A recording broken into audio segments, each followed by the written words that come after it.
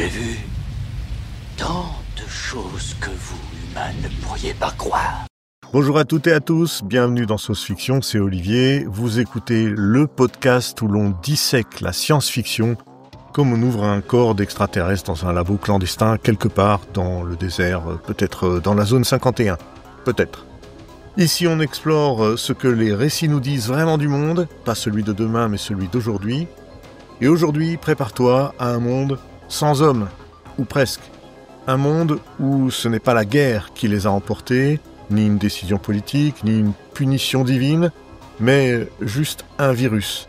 Un virus banal, brutal, froid, qui ne fait qu'une chose, éliminer les porteurs du chromosome Y.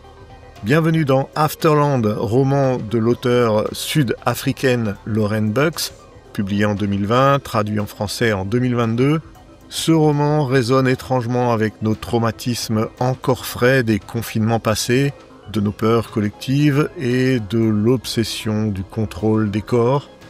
Mais attention, Afterland n'est pas juste un roman catastrophe, c'est aussi un miroir vraiment tordu, déformant, qui nous renvoie une image brutale. Que se passe-t-il quand les hommes disparaissent? Et surtout, que fait-on du pouvoir laissé vacant? 3 ans après le Manfall, ce qu'on appelle pudiquement la chute des hommes, Cole, citoyenne sud-africaine coincée aux États-Unis, tente l'impossible, ramener son fils vivant en Afrique du Sud.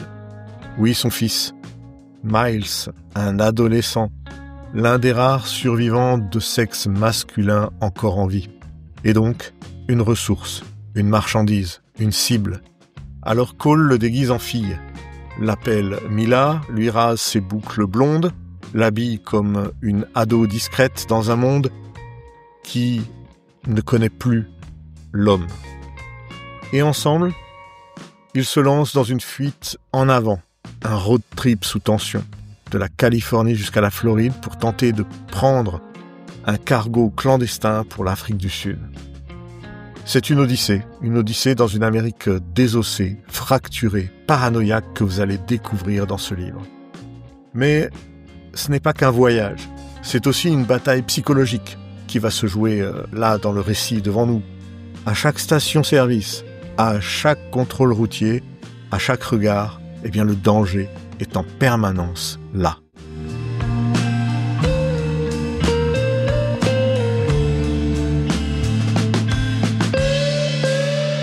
Lauren Bucks renverse ici tous les codes du thriller. Ici, on ne cache pas une arme ou de la drogue, on cache un adolescent de sexe masculin. Voilà l'objet du délit, c'est un homme. L'auteur ne cherche pas à faire dans l'originalité non plus pour ce récit. 3 parties composent le roman, il y a des flashbacks, mais l'inversion du prisme est vraiment ce qu'il y a de plus redoutable. Ce n'est pas l'eau, le pétrole ou même les bitcoins qui valent de l'or, c'est le chromosome Y. Voilà pourquoi Miles est en danger. La tension est partout finalement, et elle devient même un questionnement ontologique. Est-ce que Miles est encore un garçon s'il vit en permanence grimé en fille? Cole est-elle encore une mère si elle ment à tout le monde pour protéger Miles?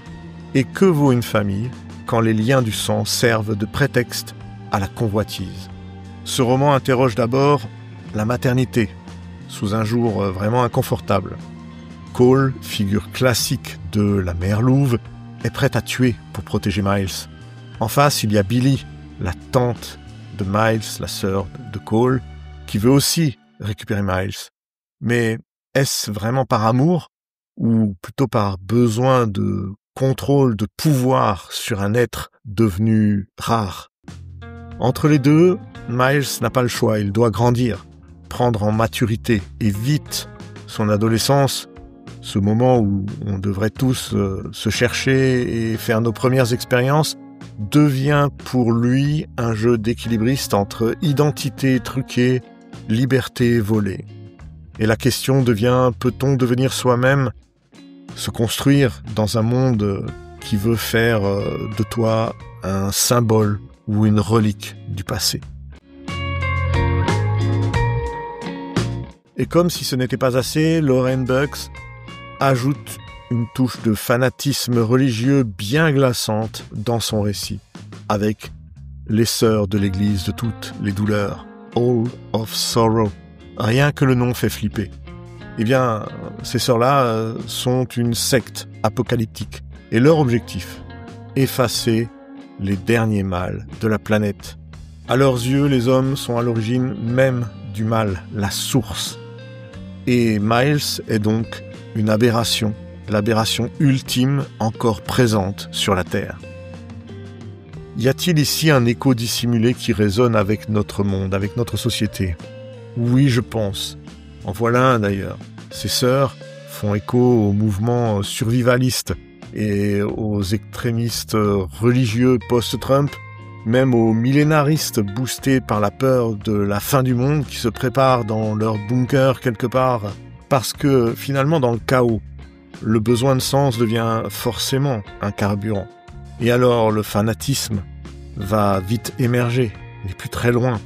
Il est même, je pense, la destination finale de tout comportement humain.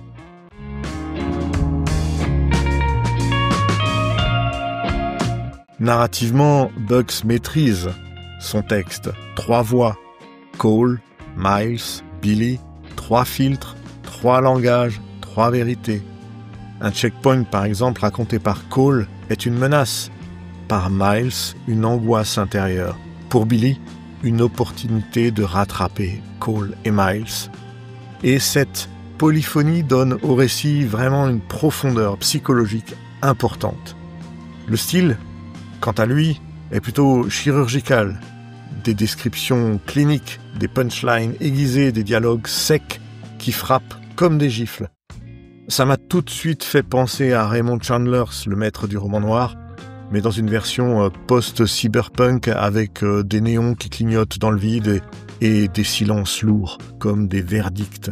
Et puis, il y a ce malaise permanent, parce que tout semble plausible.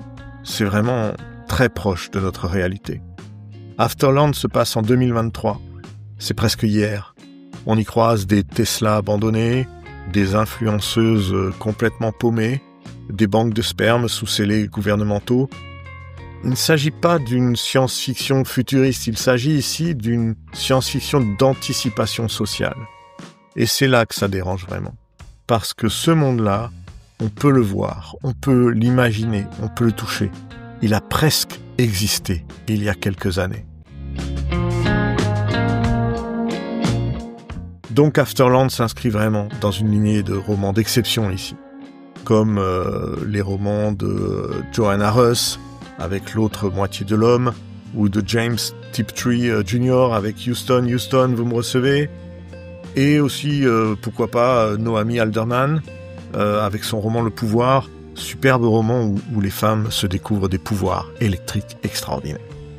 Mais là où les autres imaginaient des mutations sociales ou des métaphores biologiques, Bugs choisit la brutalité du réel, un virus, pas une idée, juste une maladie. Un truc simple et efficace. Et elle y rajoute un prisme rarement exploré, celui de l'Afrique du Sud déjà, le passé de l'apartheid, la conscience de l'injustice raciale.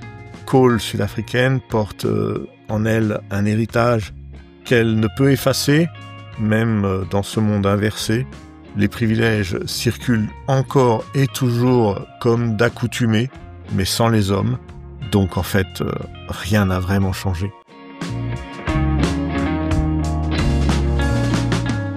Alors que reste-t-il d'Afterland une fois la dernière page tournée ? Eh bien, un goût amer, un vertige, et une question qui te hante longtemps après.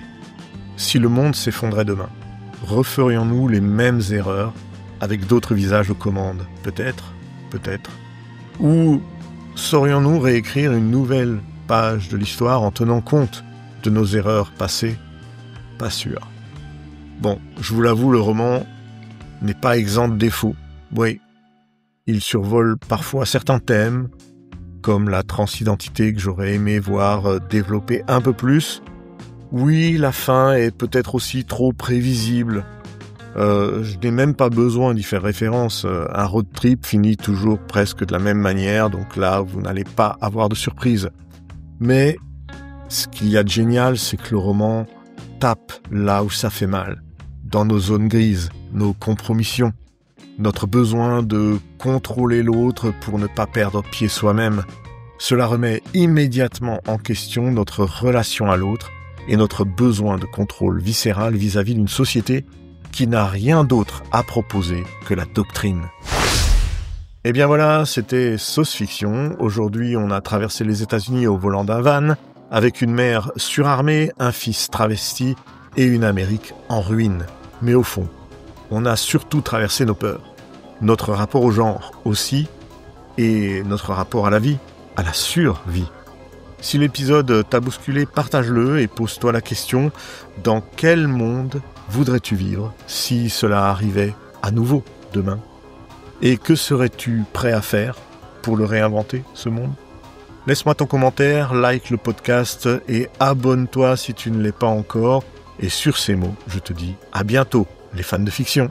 J'ai vu tant de choses que vous, humains, ne pourriez pas croire.